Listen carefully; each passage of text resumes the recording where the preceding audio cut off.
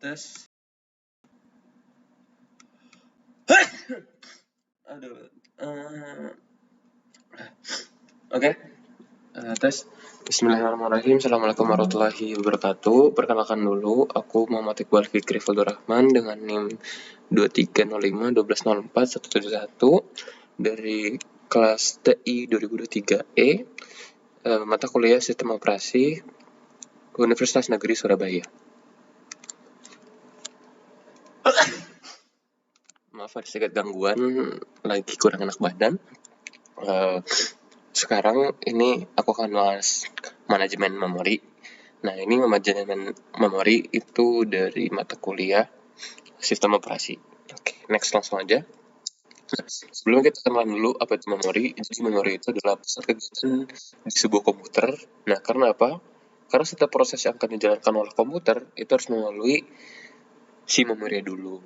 Nah, tugas utamanya apa? Dia itu sebagai sumber daya yang harus dialokasikan dan dipakai bersama di antara jumlah proses yang aktif, terus juga diharapkan dapat melayani banyak proses dari suatu memori dan sebagai tempat penyimpanan instruksi atau data dari sebuah program.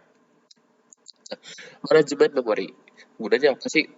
Jadi dia itu melacak pemakaian memori, siapa dan berapa besarnya, terus memilih pemrograman yang akan di-load ke memori, dan alokasi dan dealokasi memori fisik untuk program atau proses-proses dalam menggunakan address space. Kenapa kita harus manajemen memori? Karena biar dia tuh bisa lebih efisien dan dia bisa menjalankan sebanyak proses di suatu memori tersebut. Itu. Nah, tugas sistem operasinya apa di sini? Jadi di sini adalah tugas sistem operasi atau operating systemnya adalah mengatur peletakan banyak proses pada suatu memori. Memori harus dapat digunakan dengan baik, dapat membuat banyak proses dalam suatu waktu. Itu tugas utamanya. Jadi ada memori, nah diolahnya oleh siapa? Oleh sistem operasi. Biar memori itu bisa muat banyak proses. Biar apa? Biar lebih efisien. Sebelum itu kita harus kenal konsep binding. Nah, jadi sebelum dieksekusi, program tuh ada di dalam disk. Dan di saat dieksekusi, program tuh perlu berada pada suatu lokasi dalam memori fisik. Address binding adalah cara instruksi dan data yang berada di disk sebagai file executable dan dipetakan ke alamat memori. Nah, alamat atau address pada search program umumnya merupakan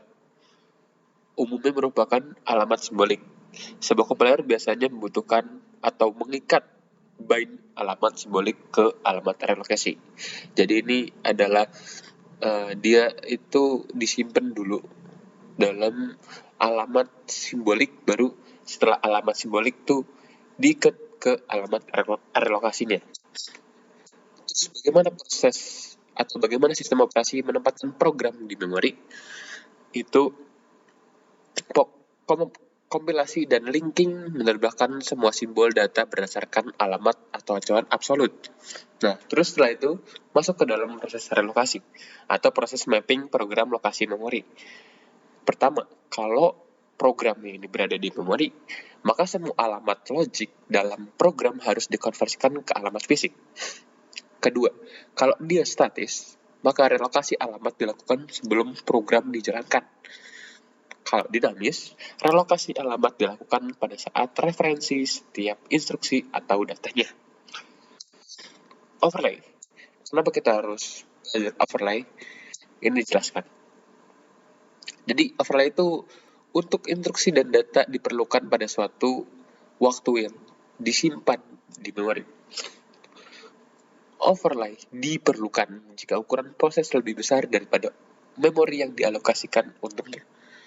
Dan overlay tidak membutuhkan dukungan khusus dari SO atau sistem operasi.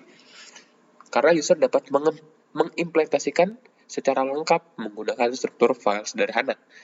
Dan OS memberitahu hanya jika terdapat input atau output yang melebihi biasanya. Jadi overlay itu nggak sepenuhnya dibutuhkan, tapi kita harus tahu.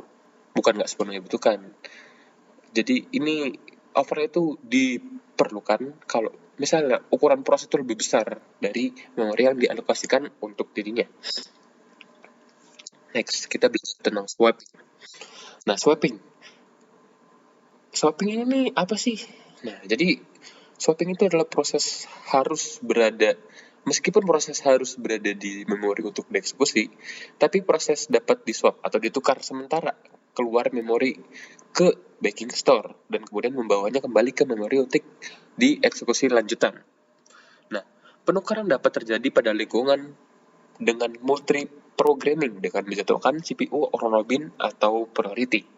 Kalau waktu kuantum sudah habis atau proses yang datang mempunyai prioritas lebih tinggi, maka memory manager akan memulai swap out proses yang telah selesai atau proses yang prioritasnya lebih rendah dan swap in proses lainnya ke memori. Jadi dia sama kayak kemarin, jadi dia kalau yang sudah selesai atau dia punya prioritas lebih tinggi, dia bakalan di swap. Next, pada umumnya, sebuah proses yang di swap out akan menukar kembali ke ruangan memori yang sama dengan sebelumnya. Dan penukaran membutuhkan sebuah backing storage. Bila CPU scheduler memutuskan untuk mengeksekusi proses, OS memanggil dispatcher. Dispatcher itu memeriksa untuk melihat apakah proses selanjutnya pada ready queue ada di memori. Nah, kalau jika tidak dan tidak terdapat cukup memori bebas, maka dispatcher swap out sebuah proses yang ada di memori dan swap in proses tersebut. Oke, setelah kita bahas proses, kita bahas dulu klasifikasi memori. Jadi ada 2, berdasarkan swapping sama berdasarkan alokasi memori. Jadi berdasarkan swapping itu adalah non-swapping, terbatas memori utama, dan swapping extend ke disk yang tadi, ke swap ke disknya.